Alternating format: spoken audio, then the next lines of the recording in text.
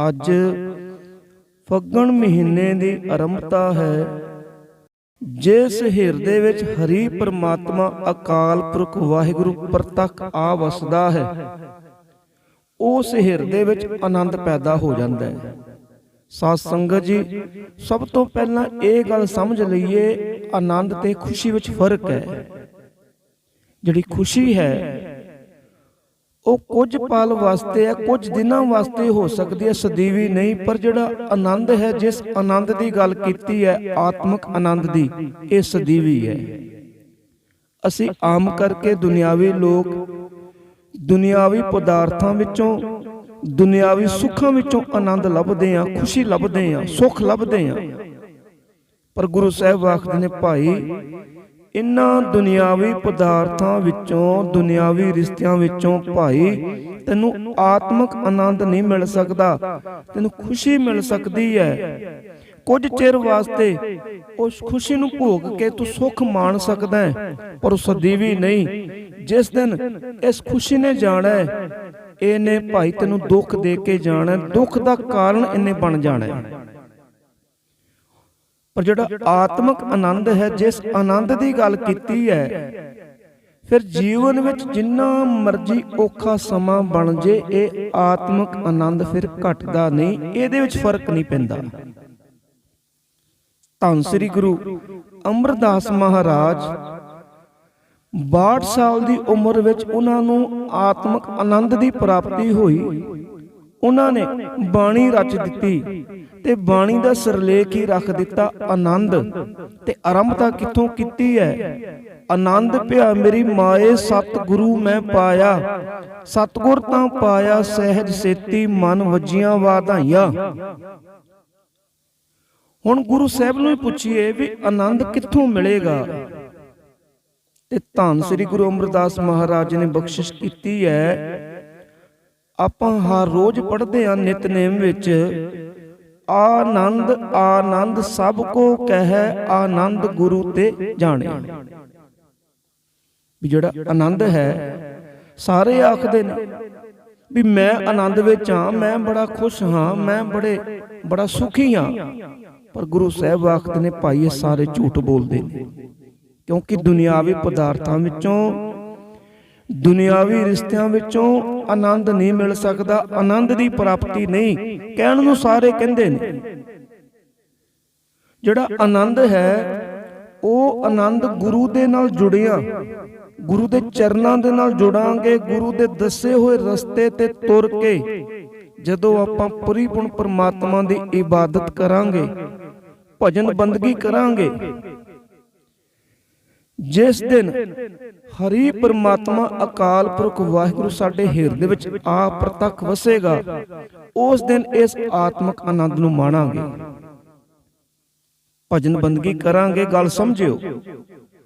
ਹੋਰ ਇੱਕ ਆਪ ਜੀ ਨੂੰ ਮੈਂ ਦ੍ਰਿਸ਼ਟਾਂਤ ਦੇਵਾਂ ਵੀ ਜਿਹੜਾ ਕਿਸਾਨ ਹੈ, ਉਹ ਜਦੋਂ ਖੇਤੀ ਬੀਜਦਾ ਹੈ, ਇੱਕ ਉਹਦੇ ਮਨ ਅੰਦਰ ਆਸ ਹੁੰਦੀ ਹੈ, ਇਹ ਉਮੀਦ ਲੈ ਕੇ ਬੀਜ ਬੀਜਦਾ ਹੈ ਵੀ ਇਹਦਾ ਫਲ ਲੱਗੇਗਾ। ਵੀ ਫਸਲ ਬੀਜਦਾ ਹੈ ਵੀ ਇਹਦਾ ਫਲ ਮੈਂ ਵੱਢਾਂਗਾ, ਇਹਨੂੰ ਫਲ ਲੱਗੇਗਾ। ਤੇ ਆਖਰ ਉਹ ਮਿਹਨਤ ਮਸ਼ੱਕਤ ਕਰਦਾ ਹੈ, ਬੀਜ ਬੋਂਦਾ ਹੈ, ਫਸਲ ਉਗਦੀ ਹੈ, ਪੱਕਦੀ ਹੈ, ਫਲ ਲੱਗਦਾ ਹੈ, ਫਲ ਵੱਢਦਾ ਹੈ। ਇਸ ਤਰ੍ਹਾਂ ਹੀ ਇਹ ਦੇਸੀ ਮਹੀਨਿਆਂ ਵਿੱਚ ਫੱਗਣ ਦਾ ਮਹੀਨਾ ਅਖੀਰਲਾ ਮਹੀਨਾ ਹੈ। ਇੱਥੇ ਮਿਲਾਪ ਹੈ, ਇੱਥੇ ਮਿਲਾਪ ਦਾ ਫਲ ਲੱਗਾ ਹੈ, ਗੁਣਾ ਰੂਪੀ ਫਲ ਲੱਗਾ ਹੈ। ਜਿੱਥੇ ਪਹਿਲਾਂ ਆਰੰਭਤਾ ਸੀ, ਕਿਰਤ ਕਰਮ ਕੇ ਵਿਛੜੇ ਕਰ ਕਿਰਪਾ, ਮੇਲੋ ਰਾਮ ਚਾਰ ਕੁੰਟ ਦਹਿ ਦਿਸ ਭ੍ਰਮੇ ਥਕ ਆਏ ਪ੍ਰਭ ਕੀ ਸ਼ਾਮ। ਜਿੱਥੇ ਆਪਣੇ ਕੀਤੇ ਹੋਏ ਕਰਮਾਂ ਕਰਕੇ ਹਰੀ ਪਰਮਾਤਮਾ ਅਕਾਲ ਪੁਰਖ ਵਾਹਿਗੁਰੂ ਦੇ ਨਾਲੋਂ ਵਿਛੋੜਾ ਪੈ ਗਿਆ ਸੀ, ਦੂਰੀ ਬਣ ਗਈ ਸੀ, ਅਸੀਂ ਵਿਛੜ ਗਏ ਸਾਂ। ਕਿਰਤ ਕਰਮ ਕੇ ਵਿਛੜੇ ਸਾਂ ਕਰ ਕਿਰਪਾ ਮੇਲੋ ਰਾਮ। ਜਿੱਥੇ ਇਹ ਆਪਾਂ ਅਰਦਾਸਾਂ ਕੀਤੀਆਂ ਵੀ ਪਰਮਾਤਮਾ ਕਿਰਪਾ ਕਰੋ, ਆਪਣੇ ਚਰਨਾਂ ਦੇ ਨਾਲ ਜੋੜੋ, ਕਿਉਂਕਿ ਸਾਰੇ ਪਾਸੇ ਹਾਰ ਥੱਕ ਕੇ ਪ੍ਰਭੂ ਦੀ ਸ਼ਰਨ ਵਿੱਚ ਆ ਕੇ ਜਿੱਥੇ ਅਸੀਂ ਅਰਜ਼ੋਈਆਂ ਕੀਤੀਆਂ, ਅਰਦਾਸਾਂ ਬੇਨਤੀਆਂ ਕੀਤੀਆਂ, ਤੇ ਜੋ ਭਜਨ ਬੰਦਗੀ ਕੀਤੀ, ਉਹ ਕੀਤੀ ਹੋਈ ਭਜਨ ਬੰਦਗੀ ਨੂੰ ਗੁਣਾ ਰੂਪੀ ਫਲ ਲੱਗਾ ਤੇ ਹਰੀ ਪ੍ਰਮਾਤਮਾ ਹਿਰਦੇ ਵਿੱਚ ਪ੍ਰਤੱਖ ਪ੍ਰਗਟ ਹੋਇਆ ਤੇ ਜੀਵਨ ਵਿੱਚ ਆਨੰਦ ਬਣਿਆ। ਤੇ ਗੁਰੂ ਅਮਰਦਾਸ ਮਹਾਰਾਜ ਨੇ ਇਸ ਗੱਲ ਤੇ ਮੋਹਰ ਲਾ ਦਿੱਤੀ ਪੱਕੇ ਤੌਰ ਤੇ, ਭਾਈ ਆਨੰਦ ਉਸੇ ਨੂੰ ਆ ਸਕਦਾ ਜਿਹੜਾ ਗੁਰੂ ਦੇ ਨਾਲ ਜੁੜਿਆ ਹੈ, ਜੋ ਭਜਨ ਬੰਦਗੀ ਕਰਨ ਵਾਲਾ ਹੈ। ਉਂਝ ਭਾਵੇਂ ਦੁਨੀਆ ਆਖੀ ਜਾਏ ਵੀ ਮੈਂ ਬੜੇ ਆਨੰਦ ਵਿੱਚ ਹਾਂ, ਮੈਂ ਬੜੇ ਸੁੱਖ ਭੋਗ ਰਿਹਾ, ਮੈਂ ਬੜਾ ਸੁਖੀ ਹਾਂ, ਗੁਰੂ ਸਾਹਿਬ ਆਖਦੇ ਨੇ ਨਹੀਂ, ਇਹਨਾਂ ਪਦਾਰਥਾਂ ਵਿੱਚੋਂ ਨਾ ਕਿਸ ਨੂੰ ਆਨੰਦ ਮਿਲਿਆ ਤੇ ਨਾ ਕਿਸ ਨੂੰ ਮਿਲਣਾ ਹੈ। ਆਨੰਦ ਤਾਂ ਭਾਈ ਗੁਰੂ ਦੀ ਬਾਣੀ ਵਿੱਚ ਹੈ। ਆਨੰਦ ਆਨੰਦ ਸਭ ਕੋ ਕਹਿ, ਆਨੰਦ ਗੁਰੂ ਤੇ ਜਾਣਿਆ। ਜੇ ਆਤਮਿਕ ਆਨੰਦ ਚਾਹੁੰਦਾ ਫਿਰ ਭਾਈ ਗੁਰੂ ਦੇ ਨਾਲ ਜੁੜ ਜਾ, ਕਿਉਂਕਿ ਇਹ ਜਿਹੜੇ ਸੁੱਖ ਨੇ, ਦੁਨਿਆਵੀ ਖੁਸ਼ੀਆਂ ਨੇ, ਕੁਝ ਚਿਰ ਵਾਸਤੇ ਨੇ, ਪਰ ਆਤਮਿਕ ਆਨੰਦ ਇਹ ਕਦੇ ਮੁੱਕਣ ਵਾਲਾ ਨਹੀਂ। ਫਿਰ ਭਾਵੇਂ ਉਬਲਦੀ ਦੇਗ ਵਿੱਚ ਕਿਉਂ ਨਾ ਉਬਾਲਿਆ ਜਾ ਰਿਹਾ ਹੋਵੇ, ਆਨੰਦ ਵਿੱਚ ਕੋਈ ਕਮੀ ਨਹੀਂ ਆਉਂਦੀ।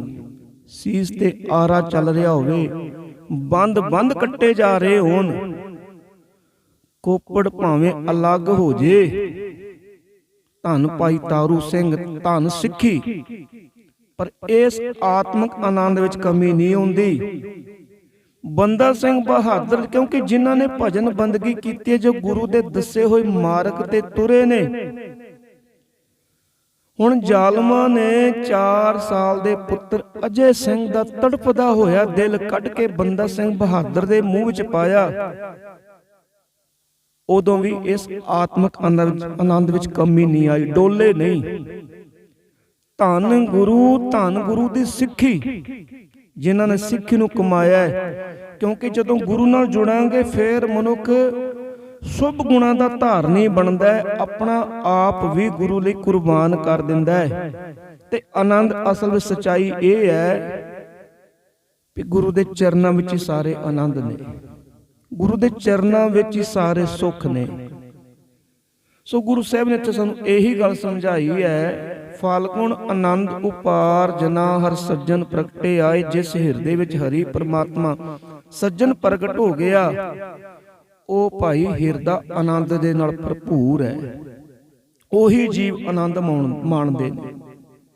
ਪਰ ਇਹ ਮਦਦ ਕਿਹਨੇ ਕੀਤੀ? ਹਰੀ ਪ੍ਰਮਾਤਮਾ ਦੇ ਨਾਲ ਮਿਲਾਉਣ ਵਿੱਚ।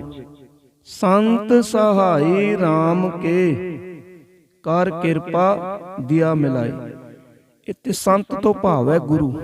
ਇਹ ਪੂਰੇ ਗੁਰੂ ਨੇ ਸਹਾਇਤਾ ਕੀਤੀ, ਮਦਦ ਕੀਤੀ, ਉਸ ਅਕਾਲ ਪੁਰਖ ਵਾਹਿਗੁਰੂ ਪਰਮਾਤਮਾ ਦੇ ਨਾਲ ਮਿਲਾ ਦਿੱਤਾ।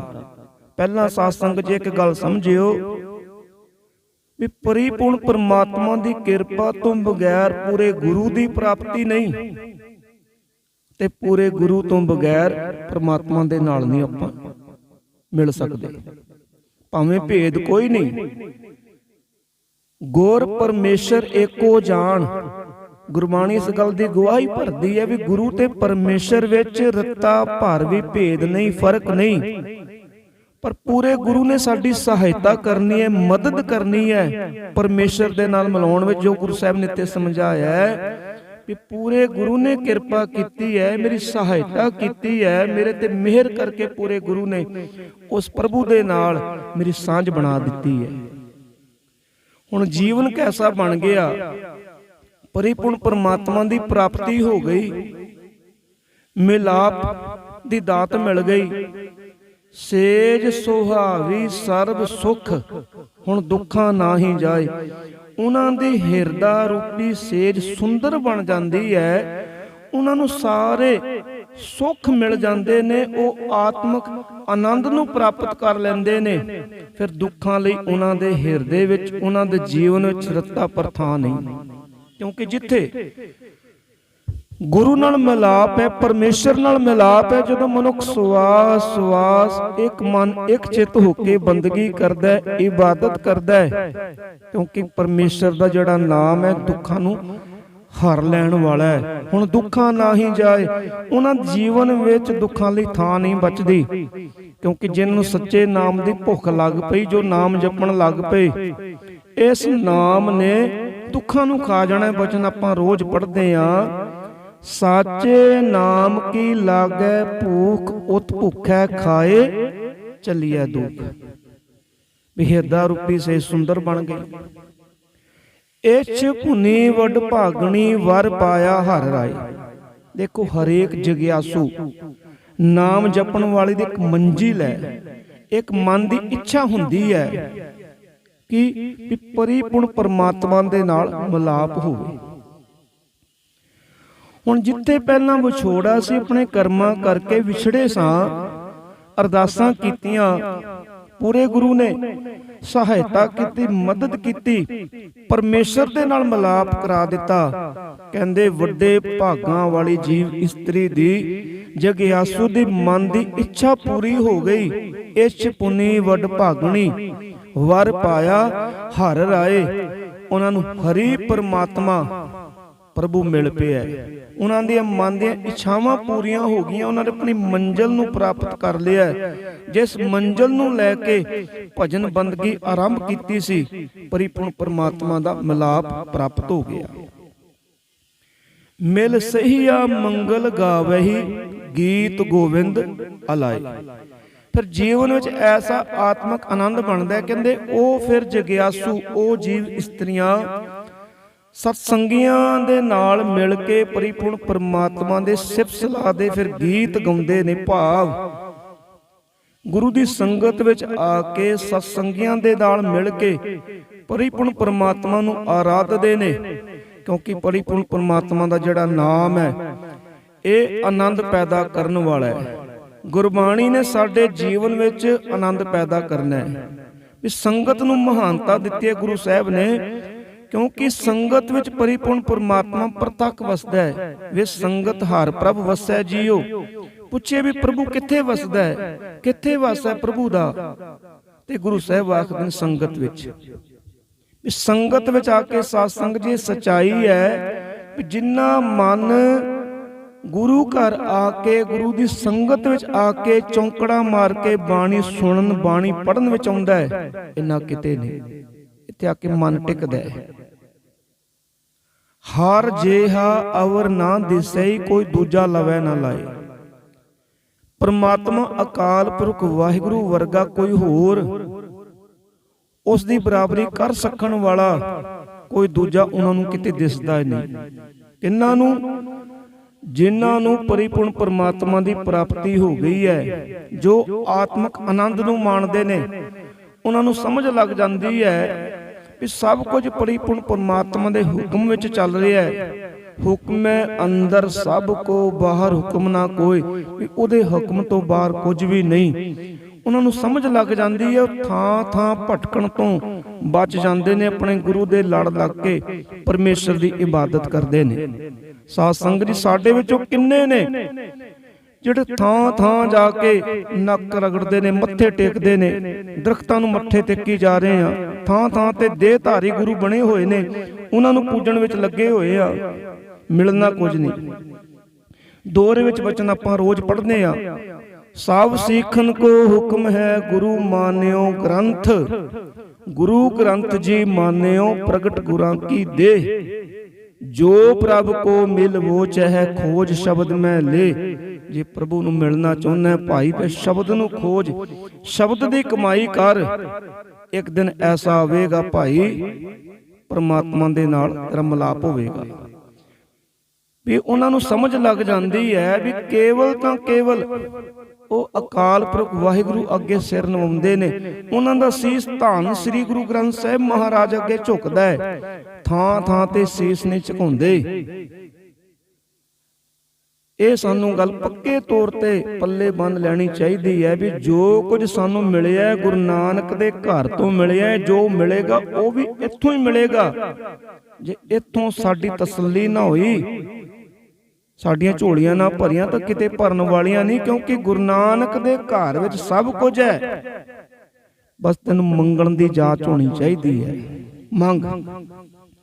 ਅਸੀਂ ਕੁਝ ਦਿਨ ਗੁਰਦੁਆਰੇ ਆਉਂਦੇ ਆ, ਅਸੀਂ ਭਾਲਦੇ ਆਂ ਵੀ ਅੱਜ ਆਏ ਆ, ਅੱਜ ਅਰਦਾਸ ਕੀਤੀ, ਅੱਜ ਹੀ ਗੁਰੂ ਫਲ ਝੋਲੀ ਵਿੱਚ ਪਾ ਦੇ। ਸਾਡਾ ਕਰਮ ਹੈ ਪਰਮੇਸ਼ਰ ਦੀ ਇਬਾਦਤ ਕਰਨੀ, ਅਰਦਾਸਾਂ ਬੇਨਤੀਆਂ ਕਰਨੀਆਂ, ਉਹਦੇ ਕੋਲੋਂ ਮੰਗਣਾ। ਨਾਮ ਦੀ ਦਾਤ ਵੀ ਮੰਗੀਏ। ਸਾਧ ਸੰਗਤ ਜੀ, ਆਪਾਂ ਸਾਰੇ ਜਾਣਦੇ ਆ, ਮੰਗਤੇ ਜਿਹੜਾ ਤਾਂ ਕੁਝ ਚਿਰ ਖੜਾ ਹੋ ਜੇ ਉਹ ਤਾਂ ਕੁਝ ਨਾ ਕੁਝ ਖੈਰ ਪਵਾ ਕੇ ਜਾਂਦਾ। ਜਿਹੜਾ ਪਹਿਲੀ ਵਾਰੀ ਤੁਰ ਗਿਆ ਉਹ ਖਾਲੀ ਹੱਥ ਜਾਂਦਾ, ਜਿਹੜਾ ਰੁਕ ਗਿਆ ਉਹ ਕੁਝ ਨਾ ਕੁਝ ਲੈ ਕੇ ਜਾਂਦਾ। ਭਾਈ ਸਮਾਂ ਲੱਗ ਸਕਦਾ, ਦੇਰੀ ਲੱਗ ਸਕਦੀ ਹੈ ਤੇਰੇ ਕਰਮਾਂ ਕਰਕੇ। ਬਸ ਤੈਨੂੰ ਮੰਗਣ ਦੀ ਜਾਚ ਹੋਵੇ। ਬਚਨ ਆਪਾਂ ਰੋਜ਼ ਪੜ੍ਹਦੇ ਹਾਂ, ਸਾਚੇ ਸਾਹਿਬਾ ਕਿਆ ਨਾਹੀ ਘਰ ਤੇਰੇ, ਘਰ ਤਾਂ ਤੇਰੇ ਸਭ ਕੁਛ ਹੈ ਜਿਸ ਦੇਹ ਸੋ ਪਾਵੇ। ਸਭ ਕੁਝ ਇੱਥੇ ਗੁਰੂ ਨਾਨਕ ਦੇ ਘਰ ਵਿੱਚ ਹੈ ਭਾਈ। ਇੱਥੋਂ ਹੀ ਆ ਕੇ ਮੰਗੀਏ, ਇੱਥੋਂ ਹੀ ਸਭ ਕੁਝ ਮਿਲਿਆ, ਇੱਥੋਂ ਹੀ ਸਭ ਕੁਝ ਸਾਨੂੰ ਮਿਲਣਾ ਹੈ। ਇਹ ਜਗਿਆਸੂਆਂ ਨੂੰ ਜਿਨ੍ਹਾਂ ਨੇ ਆਪਣੇ ਹਿਰਦੇ ਨੂੰ ਪਰਮੇਸ਼ਰ ਦੇ ਨਾਮ ਵਿੱਚ ਰੰਗ ਲਿਆ, ਉਹਨਾਂ ਨੂੰ ਪੂਰਨ ਤੌਰ ਤੇ ਸਮਝ ਆ ਜਾਂਦੀ ਹੈ ਵੀ ਹਰੀ ਪਰਮਾਤਮਾ ਵਰਗਾ, ਉਹਦੀ ਬਰਾਬਰੀ ਕਰਨ ਵਾਲਾ ਹੋਰ ਕੋਈ ਨਹੀਂ। ਕਿਉਂਕਿ ਉਹਨੇ ਸਾਡੀਆਂ ਅਰਦਾਸਾਂ ਸੁਣਨੀਆਂ ਨੇ। ਸਮੁੱਚੇ ਸੰਸਾਰ ਨੂੰ ਪੈਦਾ ਕਰਨ ਵਾਲਾ, ਸਮੁੱਚੇ ਜੀਵਾਂ ਨੂੰ ਰਿਜ਼ਕ ਦੇਣ ਵਾਲਾ ਉਹ ਪਰਿਪੂਰਨ ਪਰਮਾਤਮਾ ਹੀ ਹੈ। ਉਹਦੇ ਵਰਗਾ ਹੋਰ ਕੋਈ ਨਹੀਂ। ਅੱਗੇ ਕਿਰਪਾ ਕੀਤੀ ਹੈ, ਹਾਲਤ ਪਲਤ ਸਵਾਰਿਓ ਨਿਹਚਲ ਦਿੱਤੇ ਨ ਜਾਏ। ਉਸ ਪਰਮਾਤਮਾ ਨੇ ਉਹਨਾਂ ਸਤਸੰਗੀਆਂ ਦਾ ਲੋਕ ਪਰਲੋਕ ਸਵਾਰ ਦਿੱਤਾ ਹੈ ਜੋ ਉਹਦੇ ਚਰਨਾਂ ਦੇ ਨਾਲ ਜੁੜੇ ਨੇ, ਤੇ ਉਹਨਾਂ ਨੂੰ ਆਪਣੇ ਚਰਨਾਂ ਵਿੱਚ ਲਿਵ ਲੀਨਤਾ ਵਾਲੀ ਐਸੀ ਥਾਂ ਬਖਸ਼ੀ ਹੈ ਜੋ ਕਦੇ ਡੋਲਦੀ ਨਹੀਂ। ਉਹ ਕਦੇ ਡੋਲਦੇ ਨਹੀਂ। ਉਹਨਾਂ ਦਾ ਭਟਕਿਆ ਡੋਲਿਆ ਮਨ ਵੀ ਟਿਕ ਜਾਂਦਾ ਹੈ ਗੁਰੂ ਚਰਨਾਂ ਵਿੱਚ ਆ ਕੇ। ਉਹ ਮੁੜ ਕੇ ਉਹਨਾਂ ਦਾ ਮਨ ਨਹੀਂ ਡੋਲਦਾ। ਹਾਲਾਤ ਜਿਹੋ ਜਿਹੇ ਵੀ ਬਣਨ, ਉਹ ਟਿਕ ਕੇ ਪਰਿਪੂਰਨ ਪਰਮਾਤਮਾ ਦੀ ਇਬਾਦਤ ਕਰਦੇ ਨੇ। ਕਿਉਂਕਿ ਜੀਵਨ ਵਿੱਚ ਜੇ ਅੱਜ ਸੁੱਖ ਹੈ ਤੇ ਦੁੱਖ ਵੀ ਆ ਸਕਦਾ ਹੈ। ਅੱਜ ਦੁੱਖ ਹੈ, ਅਰਦਾਸਾਂ ਕਰਾਂਗੇ, ਦੁੱਖ ਤੋਂ ਬਾਅਦ ਸੁੱਖ ਵੀ ਆਉਣਾ ਹੈ। ਵੀ ਇਹ ਸਾਡੇ ਜੀਵਨ ਵਿੱਚ ਬਰਾਬਰ ਚੱਲਦੇ ਨੇ। ਕਦੇ ਜੀਵਨ ਵਿੱਚ ਦੁੱਖ ਹੈ ਤੇ ਕਦੇ ਸੁੱਖ ਹੈ। ਪਰ ਸਾਧ ਸੰਗਤ ਜੀ, ਦੋਨਾਂ ਹੀ ਹਾਲਾਤਾਂ ਵਿੱਚ ਸਾਡਾ ਫਰਜ਼ ਬਣਦਾ ਹੈ ਪਰਿਪੂਰਨ ਪਰਮਾਤਮਾ ਦੀ ਇਬਾਦਤ ਕਰਨੀ, ਉਹਦਾ ਸ਼ੁਕਰਾਨਾ ਕਰਨਾ। ਸੁੱਖ ਵੇਲੇ ਸ਼ੁਕਰਾਨਾ ਕਰਨਾ ਚਾਹੀਦਾ, ਦੁੱਖ ਵੇਲੇ ਅਰਦਾਸ ਕਰ, ਭਾਈ ਦੁੱਖ ਤੇਰਾ ਗੁਰੂ ਨੇ ਕੱਟਣਾ ਹੈ, ਬਾਣੀ ਨੇ ਤੈਨੂੰ ਦੁੱਖਾਂ ਤੋਂ ਬਚਾਉਣਾ ਹੈ। ਦੁੱਖ ਭੰਜਨ ਤੇਰਾ ਨਾਮ ਜੀ, ਦੁੱਖ ਭੰਜਨ ਤੇਰਾ ਨਾਮ, ਆਠ ਪਹਿਰ ਆਰਾਧੀ ਹੈ ਪੂਰਨ ਸਤਿਗੁਰ ਗਿਆਨ। ਵੀ ਉਹਨਾਂ ਦਾ ਲੋਕ ਪਰਲੋਕ ਸਵਰ ਜਾਂਦਾ ਹੈ। ਅੱਗੇ ਕਿਰਪਾ ਕੀਤੇ, ਸੰਸਾਰ ਸਾਗਰ ਤੇ ਰੱਖਿਆਨ ਬੋਹੜ ਨਾ ਜਨਮੈ ਧਾਈ। ਪ੍ਰਭੂ ਨੇ, ਅਕਾਲ ਪੁਰਖ ਵਾਹਿਗੁਰੂ ਨੇ ਸੰਸਾਰ ਰੂਪੀ ਸਮੁੰਦਰ ਤੋਂ ਉਹਨਾਂ ਨੂੰ ਹੱਥ ਦੇ ਕੇ ਰੱਖ ਲਿਆ, ਡੁੱਬਣੋਂ ਬਚਾ ਲਿਆ। ਭਾਵ ਉਹਨਾਂ ਦੇ ਜਨਮਾਂ ਦੇ ਗੇੜ ਪਰਮੇਸ਼ਰ ਨੇ ਮੁਕਾ ਦਿੱਤੇ ਨੇ। ਉਹਨਾਂ ਦੀ ਭੱਜ ਦੌੜ, ਮੁੜ ਕੇ ਬਾਰ-ਬਾਰ ਜਨਮ ਲੈਣਾ, ਬਾਰ-ਬਾਰ ਸੰਸਾਰ ਤੇ ਆਉਣਾ ਜਾਣਾ, ਜਿਹਨੂੰ ਆਪਾਂ 84 ਆਖਦੇ, ਆਪਣੀ 84 ਕੱਟ ਲੈਂਦੇ ਨੇ। ਉਹ ਜਨਮਾਂ ਮਰਨ ਦੇ ਗੇੜ ਵਿੱਚ ਨਹੀਂ ਪੈਂਦੇ, ਉਹ ਜਿਉਂਦੇ ਜੀ ਮੁਕਤ ਹੋ ਜਾਂਦੇ ਨੇ। ਸੰਸਾਰ ਸਾਗਰ ਤੇ ਰੱਖਣ, ਕਿਉਂਕਿ ਪਰਮਾਤਮਾ ਨੇ ਆਪਣਾ ਮੇਰਾ ਭਰਿਆ ਹੱਥ ਰੱਖੇ ਉਹਨਾਂ ਨੂੰ ਇਸ ਸੰਸਾਰ ਰੂਪੀ ਸਮੁੰਦਰ ਵਿੱਚ ਡੁੱਬਣੋਂ ਬਚਾ ਲਿਆ। ਬੋਹੜ ਨਾ ਜਨਮੈ ਧਾਏ।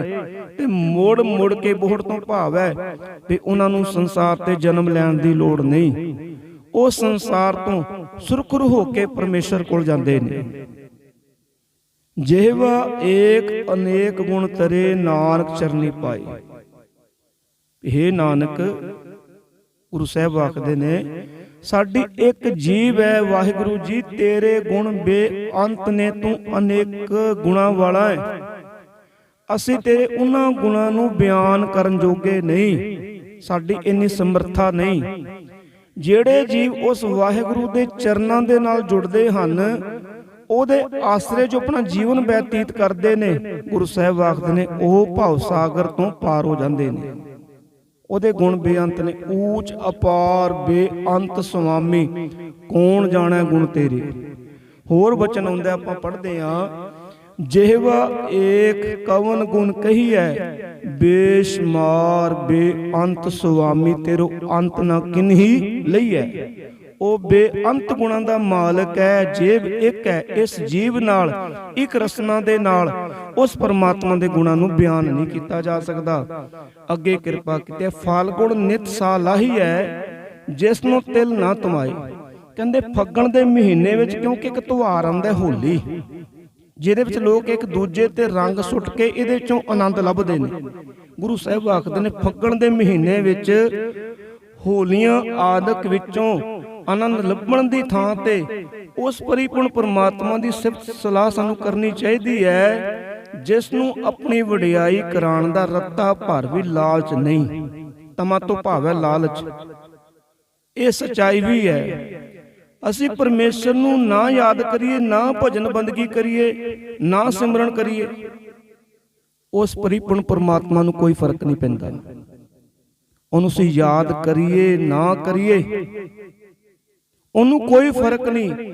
ਹਾਂ, ਫਰਕ ਸਾਨੂੰ ਪੈਂਦਾ ਜੇ ਯਾਦ ਨਾ ਕਰਾਂਗੇ ਤੇ ਦੁੱਖਾਂ ਨੇ ਆ ਕੇ ਘੇਰ ਲੈਣਾ। ਜੇ ਪਰਮੇਸ਼ਰ ਨੂੰ ਯਾਦ ਕਰਾਂਗੇ ਫਿਰ ਆਤਮਿਕ ਆਨੰਦ ਮਾਣਾਂਗੇ। ਪਰਮੇਸ਼ਰ ਦੇ ਨਾਮ ਨਹੀਂ ਸਾਨੂੰ ਦੁੱਖਾਂ ਤੋਂ ਬਚਾਉਣਾ। ਬਚਨ ਆਪਾਂ ਪੜ੍ਹਦੇ ਹਾਂ, ਜੇ ਸਿਮਰਤ ਦੁੱਖ ਸਭ ਜਾਏ। ਜਿਹਦਾ ਸਿਮਰਨ ਕੀਤਿਆਂ ਸਾਰੇ ਦੁੱਖ ਦੂਰ ਹੋ ਜਾਂਦੇ ਨੇ। ਨਾਮ ਰਤਨ ਵਸੈ ਮਨ ਆਏ। ਸਿਮਰਨ ਕਰਾਂਗੇ, ਭਜਨ ਬੰਦਗੀ ਕਰਾਂਗੇ, ਉਹਦੇ ਸਾਡਾ ਭਲਾ। ਉਸ ਪਰਮਾਤਮਾ ਨੂੰ ਬਿਲਕੁਲ ਆਖਦੇ ਲਾਲਚ ਨਹੀਂ ਵੀ ਕੋਈ ਦੀ ਬੰਦਗੀ ਕਰੇ, ਉਹਦੀ ਇਬਾਦਤ ਕਰੇ। ਭਜਨ ਬੰਦਗੀ ਅਸੀਂ ਆਪਣੇ ਲਈ ਕਰਨੀ ਹੈ, ਆਪਣੇ ਭਲੇ ਲਈ ਕਰਨੀ ਹੈ। ਜਿਨ ਜਿਨ ਨਾਮ ਤੇ ਆਇਆ ਤਿਨ ਕੇ ਕਾਜ ਸਰੇ। ਅਸੀਂ ਸਾਰੇ ਚਾਹੁੰਦੇ ਹਾਂ ਵੀ ਸਾਡੇ ਸਾਰੇ ਕਾਰਜ ਰਾਸ ਹੋ ਜਾਣ। ਗੁਰੂ ਸਾਹਿਬ ਆਖਦੇ ਨੇ, ਜਿਸ ਨੇ ਵੀ ਪਰਿਪੂਰਨ ਪਰਮਾਤਮਾ ਦਾ ਨਾਮ ਜਪਿਆ ਭਾਈ, ਉਹਦੇ ਸਾਰੇ ਕਾਰਜ ਸਫਲ ਹੋ ਗਏ ਨੇ, ਸਾਰੇ ਉਹਦੇ ਕਾਰਜ ਰਾਸ ਹੋ ਗਏ ਨੇ। ਉਹਨਾਂ ਨੇ ਆਪਣਾ ਮਨੁੱਖਾ ਜਨਮ ਸਫਲਾ ਕਰ ਲਿਆ। ਹਾਰ ਗੁਰ ਪੂਰਾ ਆਰਾਧਿਆ ਦਰਗਾਹ ਸੱਚ ਕਰੇ। ਜਿਨ੍ਹਾਂ ਨੇ ਪ੍ਰਭੂ ਪੂਰੇ ਗੁਰੂ ਨੂੰ ਆਰਾਧਿਆ, ਜਿਨ੍ਹਾਂ ਨੇ ਅਕਾਲ ਪੁਰਖ ਵਾਹਿਗੁਰੂ ਨੂੰ ਪੂਰੇ ਗੁਰੂ ਨੂੰ ਆਰਾਧਿਆ, ਉਹ ਸਦਾ ਥਿਰ ਰਹਿਣ ਵਾਲੇ ਪ੍ਰਭੂ ਦੀ ਹਜ਼ੂਰੀ ਵਿੱਚ ਆਖਦੇ ਨੇ ਸਰਖਰੂ ਹੋ ਕੇ ਜਾਂਦੇ ਨੇ, ਬੇਦਾਗ ਹੋ ਕੇ ਜਾਂਦੇ ਨੇ। ਹਾਰ ਗੁਰ ਪੂਰਾ ਆਰਾਧਿਆ ਦਰਗਾਹ ਸੱਚ ਖਰੇ। ਖਰੇ ਤੋਂ ਭਾਵ ਹੈ ਸੁਰਖਰੂ ਹੋ ਕੇ, ਵੀ ਜੋ ਪਰਮਾਤਮਾ ਦੇ ਹੁਕਮ ਵਿੱਚ, ਵਾਹਿਗੁਰੂ ਦੀ ਰਜ਼ਾ ਵਿੱਚ ਜਿਨ੍ਹਾਂ ਨੂੰ ਤੁਰਨਾ ਆ ਗਿਆ, ਜੋ ਗੁਰੂ ਦੇ ਹੁਕਮਾਂ ਤੇ ਤੁਰ ਕੇ, ਗੁਰੂ ਦੇ ਦੱਸੇ ਹੋਏ ਮਾਰਗ ਤੇ ਤੁਰ ਕੇ ਪਰਿਪੂਰਨ ਪਰਮਾਤਮਾ ਦੀ ਇਬਾਦਤ ਕਰਦੇ ਨੇ, ਬੰਦਗੀ ਕਰਦੇ ਨੇ, ਉਹ ਫਿਰ ਆਪਣਾ ਮਨੁੱਖਾ ਜੀਵਨ ਸਫਲ ਕਰਕੇ ਜਾਂਦੇ ਨੇ। ਇਹ ਜੀਵਨ ਰੂਪੀ ਬਾਜੀ ਜਿੱਤ ਕੇ ਜਾਂਦੇ ਨੇ, ਸੁਰਖਰੂ ਹੋ ਕੇ ਪਰਮੇਸ਼ਰ ਦੇ ਚਰਨਾਂ ਵਿੱਚ ਜਾਂਦੇ ਨੇ। ਨਹੀਂ ਤਾਂ ਜੇਕਰ ਭਜਨ ਬੰਦਗੀ ਨਾ ਕਰਾਂਗੇ, ਬਚਨ ਹੁੰਦਾ ਹੈ, ਦਾਗ ਦੋਸ ਮੋਹ ਚੱਲਿਆ ਲਾਏ, ਦਰਗਹਿ ਬੈਸਣ ਨਾਹੀ ਜਾਏ। ਉਹਨਾਂ ਨੂੰ ਥਾਂ ਨਹੀਂ ਮਿਲਦੀ ਜਿਹੜੇ ਜਿਉਂਦੇ ਜੀ ਭਜਨ ਬੰਦਗੀ ਨਹੀਂ ਕਰਦੇ, ਪਰਮੇਸ਼ਰ ਨੂੰ ਨਹੀਂ ਆਰਾਧਦੇ। ਅੱਗੇ ਕਿਰਪਾ ਕੀਤੀ ਹੈ, ਸਰਬ ਸੁਖਾ ਨਿਧ ਚਰਨ ਹਰ, ਹਰ ਭਉਜਲ ਬਿਖਮ ਤਰੇ। ਗੁਰੂ ਸਾਹਿਬ ਨੇ ਤੇ ਸਾਨੂੰ ਸਮਝਾ ਦਿੱਤਾ ਵੀ ਸਾਰੇ ਸੁੱਖ ਪ੍ਰਭੂ ਦੇ ਚਰਨਾਂ ਵਿੱਚ ਨੇ। ਪਰਮੇਸ਼ਰ ਦਾ ਨਾਮ ਸਾਰੇ ਸੁੱਖਾਂ ਦਾ ਖਜ਼ਾਨਾ ਹੈ। ਜਿਹੜੇ ਜੀ ਵਾਹਿਗੁਰੂ ਦੇ ਚਰਨਾਂ ਦੇ ਨਾਲ ਜੁੜਦੇ ਨੇ, ਉਹ ਇਸ ਔਖੇ ਸੰਸਾਰ ਸਮੁੰਦਰ ਵਿੱਚੋਂ ਸਹੀ ਸਲਾਮਤ ਪਾਰ ਲੰਘ ਜਾਂਦੇ ਨੇ। ਸਰਬ ਸੁਖਾ ਨਿਧ ਚਰਨ ਹਰ, ਹਰ ਭਉਜਲ ਬਿਖਮ ਤਰੇ। ਉਹ ਤਰ ਜਾਂਦੇ ਨੇ ਕਿਉਂਕਿ ਸਾਰੇ ਸੁੱਖ ਪ੍ਰਭੂ ਦੇ ਨਾਮ ਵਿੱਚ ਨੇ। ਸਰਬ ਸੁੱਖਾਂ ਕਾ ਦਾਤਾ ਸਤਿਗੁਰ ਤਾਂ ਕੀ ਸ਼ਰਣੀ ਪਾਈਐ। ਉਹਦੀ ਸ਼ਰਨ ਵਿੱਚ ਆ ਕੇ, ਉਹਦੇ ਚਰਨਾਂ ਨਾਲ ਜੁੜ ਕੇ ਪੂਰੇ ਗੁਰੂ ਦੇ ਅਸੀਂ ਸਾਰੇ ਸੁੱਖ ਮਾਣ ਸਕਦੇ ਹਾਂ, ਪ੍ਰਾਪਤ ਕਰ ਸਕਦੇ ਹਾਂ। ਅੱਗੇ ਕਿਰਪਾ ਕੀਤੇ, ਪ੍ਰੇਮ ਭਗਤ ਤਿਨ ਪਾਈਆ ਵਿਖਿਆ ਨਾਹੀ ਜਰੇ। ਉਹਨਾਂ ਨੂੰ ਪ੍ਰਭੂ ਨੇ ਆਪਣੀ ਭਗਤੀ ਦੀ ਦਾਤ ਬਖਸ਼ੀ ਹੈ। ਪ੍ਰੇਮ ਭਗਤ ਤਿਨ ਪਾਈਆ, ਉਹਨਾਂ ਨੂੰ ਪ੍ਰਭੂ ਦਾ ਪਿਆਰ, ਪ੍ਰਭੂ ਦੀ ਭਗਤੀ ਦੀ ਦਾਤ ਦੀ ਪ੍ਰਾਪਤੀ ਹੁੰਦੀ ਹੈ। ਉਹ ਮਾਇਆ ਦੀ ਤ੍ਰਿਸ਼ਨਾ ਦੀ ਅੱਗ ਵਿੱਚੋਂ ਸੜਨੋਂ ਬਚ ਜਾਂਦੇ ਨੇ। ਕਿਉਂਕਿ ਪਰਮੇਸ਼ਰ ਦਾ ਨਾਮ ਜਪ ਕੇ ਸਾਡੇ ਅੰਦਰੋਂ ਈਰਖਾ ਖਤਮ ਹੋਣੀ ਹੈ, ਦਵੈਸ ਭਾਵਨਾ ਖਤਮ ਹੋਣੀ ਹੈ, ਵੈਰ ਵਿਰੋਧਤਾ ਦਾ ਨਾਸ ਹੋਣਾ ਹੈ ਨਾਮ ਜਪ ਕੇ। ਕਿਉਂਕਿ ਬਾਣੀ ਨੇ ਸਾਨੂੰ ਸਮਝਾਉਣਾ, ਸਮਤ ਬਖਸ਼ਣੀ ਹੈ, ਨਾ ਕੋ ਬੈਰੀ ਨਹੀਂ ਬੇਗਾਨਾ, ਸਗਲ ਸੰਗ ਹਮ ਕੋ ਬਣਾਈ। ਊੜ ਗਏ ਦੁਬਦਹਾ ਨਸੀ ਪੂਰਨ ਸੱਚ ਭਰੇ। ਉਹਨਾਂ ਦੇ ਅੰਦਰੋਂ ਆਖਦੇ ਨੇ ਝੂਠ ਲਾਲਚ ਖਤਮ ਹੋ ਜਾਂਦੇ ਨੇ। ਉਹਨਾਂ ਦੀ ਮਨ ਦੀ ਭਟਕਣਾ ਮੁੱਕ ਜਾਂਦੀ ਹੈ। ਉਹ ਮੁਕੰਮਲ ਤੌਰ ਤੇ ਸਦਾ ਸਥਿਰ ਰਹਿਣ ਵਾਲੇ ਪ੍ਰਭੂ ਦੇ ਚਰਨਾਂ ਵਿੱਚ ਟਿਕ ਜਾਂਦੇ ਨੇ। ਨਹੀਂ ਤਾਂ ਮਨੁੱਖ ਵਿਅਰਥ ਝੂਠ ਬੋਲਦਾ ਹੈ, ਬੇਵਜ੍ਹਾ ਝੂਠ ਬੋਲਦਾ ਹੈ, ਜਿਸ ਦਾ ਕੋਈ ਲਾਭ ਨਹੀਂ। ਫਿਰ ਵੀ ਮਨੁੱਖ ਝੂਠ ਬੋਲੀ ਜਾਂਦਾ ਹੈ। ਆਪਾਂ ਵੇਖ ਸਕਦੇ ਹਾਂ ਵੀ ਕੁਝ ਮਿਲਦਾ ਨਹੀਂ, ਕੁਝ ਪ੍ਰਾਪਤ ਨਹੀਂ ਹੋਣਾ। ਬੇਵਜ੍ਹਾ ਮਨੁੱਖ ਸਾਰਾ ਦਿਨ ਝੂਠ ਬੋਲਦਾ ਹੈ। ਪਰ ਕਹਿੰਦੇ ਜਦੋਂ ਪੂਰੇ ਗੁਰੂ ਦੇ ਨਾਲ ਸਾਂਝ ਬਣਦੀ ਹੈ, ਫਿਰ ਮਨੁੱਖ ਅੰਦਰੋਂ ਝੂਠ ਵੀ ਖਤਮ ਹੋ ਜਾਂਦਾ ਹੈ, ਲਾਲਚ ਮੁੱਕ ਜਾਂਦਾ ਹੈ, ਦੁਬਦਾ ਮੁੱਕ ਜਾਂਦੀ ਹੈ। ਪਾਰ ਬ੍ਰਹਮ ਪ੍ਰਭ ਸੇਵ ਦੇ ਮਨ ਅੰਦਰ ਏਕ ਧਰੇ। ਤੇ ਫਿਰ ਜੀਵਨ ਐਸਾ ਬਣ ਜਾਂਦਾ ਹੈ, ਉਹ ਆਪਣੇ ਮਨ ਵਿੱਚ ਟਿੱਕੇ ਇੱਕੋ ਪਰਮ ਜੋਤ ਅਕਾਲ ਪੁਰਖ ਵਾਹਿਗੁਰੂ ਨੂੰ ਸਿਮਰਦੇ ਨੇ। ਉਹਨਾਂ ਨੂੰ ਆਪਣੇ ਹਿਰਦੇ ਵਿੱਚ ਪਰਿਪੂਰਨ ਪਰਮਾਤਮਾ ਵਸਦਾ ਨਜ਼ਰ ਆ ਜਾਂਦਾ ਹੈ। ਉਹਨਾਂ ਦਾ ਜੀਵਨ ਆਨੰਦਮਈ ਸੁਖਮਈ ਬਣ ਜਾਂਦਾ ਹੈ। ਅਸਲ ਤੌਰ ਤੇ ਫਿਰ ਆਤਮਿਕ ਆਨੰਦ ਨੂੰ ਮਾਣਦੇ ਨੇ। ਅੱਗੇ ਸਤਿਗੁਰ ਜੀ ਨੇ ਕਿਰਪਾ ਕੀਤੀ ਹੈ, ਮਹਾ ਦਿਵਸ ਮੂਰਤ ਭਲੇ ਜਿਸ ਕੋ ਨਦਰ ਕਰੇ। ਜਿਨ੍ਹਾਂ ਉੱਤੇ ਪ੍ਰਭੂ ਆਪਣੀ ਮਿਹਰ ਕਰਦਾ ਹੈ, ਕਿਰਪਾ ਕਰਦਾ ਹੈ, ਨਾਮ ਦੀ ਦਾਤ ਜਿਨ੍ਹਾਂ ਨੂੰ ਬਖਸ਼ਦਾ ਹੈ, ਉਹਨਾਂ ਵਾਸਤੇ ਫਿਰ ਸਾਰੇ ਮਹੀਨੇ, ਸਾਰੇ ਦਿਹਾੜੇ, ਸਾਰੇ ਮੂਰਤ ਸੁਲੱਖਣੇ ਹਨ। ਉਹ ਫਿਰ ਦਿਨਾਂ ਦੇ ਭਰਮ ਭੁਲੇਖੇ ਵਿੱਚ ਨਹੀਂ ਪੈਂਦੇ ਜੋ ਸਾਡੇ ਮਨਾਂ ਵਿੱਚ ਭੁਲੇਖੇ ਬਣੇ ਹੋਏ ਨੇ। ਅੰਮ੍ਰਿਤ ਛਕ ਕੇ ਵੀ ਅਸੀਂ ਵਹਿਮਾਂ ਭਰਮਾਂ 'ਚ ਫਸੇ ਹੋਏ ਹਾਂ ਵੀ ਬੁੱਧਵਾਰ ਨੂੰ ਇਹ ਕੰਮ ਕਰਨਾ, ਮੰਗਲਵਾਰ ਨੂੰ ਨਹੀਂ ਕਰਨਾ। ਆਖਦੇ ਨੇ ਫਿਰ ਮਨ ਦੇ ਭਰਮ ਭੁਲੇਖੇ ਮੁੱਕ ਜਾਂਦੇ ਨੇ। ਫਿਰ ਸਮਝ ਲੱਗ ਜਾਂਦੀ ਹੈ, ਨਾਨਕ ਸੋਈ ਦਿਨਸ ਸੁਹਾਵੜਾ ਜਿਤ ਪ੍ਰਭ ਆਵੇ ਚਿੱਤ, ਜਿਤ ਦਿਨ ਵਿਸਰੈ ਪਾਰ ਬ੍ਰਹਮ ਫਿੱਟ ਭਲੇਰੀ ਰੁੱਤ। ਅੱਗੇ ਕਿਰਪਾ ਕੀਤੀ ਹੈ, ਨਾਨਕ ਮੰਗੈ ਦਰਸ਼ਦਾਨ ਕਿਰਪਾ ਕਰੋ ਹਰੀ। ਅੱਗੇ ਗੁਰੂ ਸਾਹਿਬ ਆਖਦੇ ਨੇ, ਹੇ ਹਰੀ, ਹੇ ਪਰਮਾਤਮਾ ਅਕਾਲ ਪੁਰਖ ਵਾਹਿਗੁਰੂ, ਮੇਰੇ ਉੱਤੇ ਮਿਹਰ ਕਰ, ਕਿਰਪਾ ਕਰ। ਮੈਂ ਨਾਨਕ ਤੇਰੇ ਦਰ ਤੋਂ ਦਰਸ਼ਨ ਦੀਦਾਰ ਦੀ ਦਾਤ ਮੰਗਦਾ ਹਾਂ। ਦੇਖੋ ਗੁਰੂ ਸਾਹਿਬ ਨੇ ਸਾਨੂੰ ਸਮਝਾਉਣ ਦੇ ਖਾਤਰ ਨਾਮ ਦੀ ਦਾਤ ਮੰਗੀ ਹੈ, ਦਰਸ਼ਨਾਂ ਦੀ ਦਾਤ ਮੰਗੀ ਹੈ। ਸੋ ਅਸੀਂ ਉਸ ਵਾਹਿਗੁਰੂ ਅੱਗੇ ਆਪਾਂ ਵੀ ਇਹ ਅਰਦਾਸ ਬੇਨਤੀ ਕਰੀ, ਜਿੱਥੇ ਆਪਾਂ ਦੁਨਿਆਵੀ ਦਾਤਾਂ ਮੰਗਦੇ ਹਾਂ ਉੱਥੇ ਆ ਕੇ ਪਰਮੇਸ਼ਰ ਕੋਲੋਂ ਨਾਮ ਦੀ ਦਾਤ ਮੰਗੀਏ, ਕਿਉਂਕਿ ਦੁਨਿਆਵੀ ਦਾਤਾਂ ਬੜੀਆਂ ਤੁੱਛ ਨੇ। ਜਦੋਂ ਨਾਮ ਦੀ ਦਾਤ ਮਿਲ ਗਈ, ਇਹ ਦੁਨਿਆਵੀ ਦਾਤਾਂ ਤਾਂ ਫਿਰ ਆਪਣੇ ਆਪ ਝੋਲੀ ਵਿੱਚ ਪੈ ਜਾਣੀਆਂ ਨੇ। ਸੋ ਗੁਰੂ ਸਾਹਿਬ ਨੇ ਸਾਨੂੰ ਬਹੁਤ ਹੀ ਸੁਖੈਨ ਢੰਗ ਦੇ ਨਾਲ ਸਾਨੂੰ ਸਮਝਾ ਦਿੱਤਾ ਹੈ, ਭਾਈ ਪਰਮੇਸ਼ਰ ਦੇ ਨਾਮ ਵਿੱਚ ਸਾਰੇ ਸੁੱਖ ਨੇ। ਗੁਰੂ ਦੇ ਨਾਲ ਜੁੜਿਆਂ ਆਤਮਿਕ ਆਨੰਦ ਦੀ ਪ੍ਰਾਪਤੀ ਹੋਣੀ ਹੈ। ਗੁਰਸਿੱਖਾ, ਜੇ ਆਤਮਿਕ ਆਨੰਦ ਚਾਹੁੰਦਾ ਹੈ, ਜੀਵਨ ਸदैव ਸੁਖ ਚਾਹੁੰਦਾ ਹੈ, ਫਿਰ ਆਖਦੇ ਨੇ ਭਾਈ ਪੂਰੇ ਗੁਰੂ ਦੇ ਲੜ ਲੱਗ ਜਾ, ਭਜਨ ਬੰਦਗੀ ਕਰ, ਇਬਾਦਤ ਕਰ। ਤੇ ਜਿਹੜਾ ਮਨੁੱਖਾ ਜਨਮ ਮਿਲਿਆ ਬੜਾ ਅਨਮੋਲ ਹੈ, ਬੇਸ਼ੁਮਾਰ ਕੀਮਤੀ ਹੈ। ਭਾਈ ਇਹਨੂੰ ਸਮਝਣ ਦਾ ਯਤਨ ਕਰ, ਇਹਨੂੰ ਸਫਲ ਕਰਕੇ ਆਪਾਂ ਸੰਸਾਰ ਤੋਂ ਜਾਣਾ ਹੈ।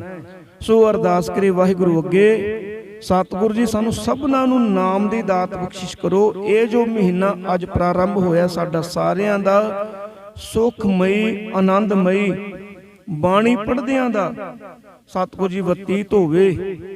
ਸੋ ਅਗਲਾ ਪ੍ਰੋਗਰਾਮ ਹੁਣ ਤੁਹਾਨੂੰ ਦੱਸਿਆ ਜਾਵੇਗਾ। ਸੋ ਭੁੱਲਾਂ ਚੁੱਕਾਂ ਦੀ ਖਿਮਾ ਬੁਲਾਓ ਫਤਿਹ। ਵਾਹਿਗੁਰੂ ਜੀ ਕਾ ਖਾਲਸਾ, ਵਾਹਿਗੁਰੂ ਜੀ ਕੀ ਫਤਿਹ।